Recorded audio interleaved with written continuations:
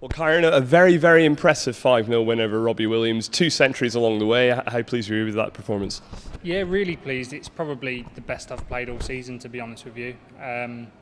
It's starting to get really busy now. I feel like my game's obviously sharpening up and, showed it there. I scored quite heavily. And, very pleased to have got the first round out of the way here. A really big performance tonight, especially off the back of last week. It was a disappointing result against Ronnie O'Sullivan, 5-1 up and let the lead slip and lost 6-5. After defeats like that, I suppose it can go one way or the other. You can kind of really let it affect you, or you can come out firing in the next one. It looks like you went for the latter. Yeah, I honestly feel like I found something, not just against Ronnie, but in that tournament. I felt like I was striking it really well. My timing was there. And, I think in the past, losing a match like that, I'd have probably gone backwards and sort of beat myself up. But, I've chose to take the positive route and just accept that, sometimes things aren't going to quite run for you. At the end of the day, I've lost to, the best player in the world and the eventual winner of the tournament. So you have to take these things into perspective and, try and find positives when you can. And, I feel like I did that from Shanghai and obviously brought it to Guangzhou. It was another great season for you last year, 2 ranking title victories at the Pole Hunter and at the German Masters.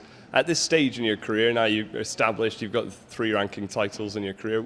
What's the next step now for you in terms of your targets going forward? Do you know what I found after the World Championships? I was really, really low, really struggling, and I felt like I lost a bit of love for it, to be honest. And when you then go out to places like the Pole Hunter Classic, and I've done a few exhibitions, and you realise how much people love you and enjoy watching you play, it's given me a bit of motivation back and a bit of the love for the game back. And I'm really excited going forward now. I feel like there's lots of things that I can push for this year. I've got lots to improve on, and starting to enjoy the game. So I feel like that's half the battle sometimes. When you're enjoying it, then you can be quite dangerous.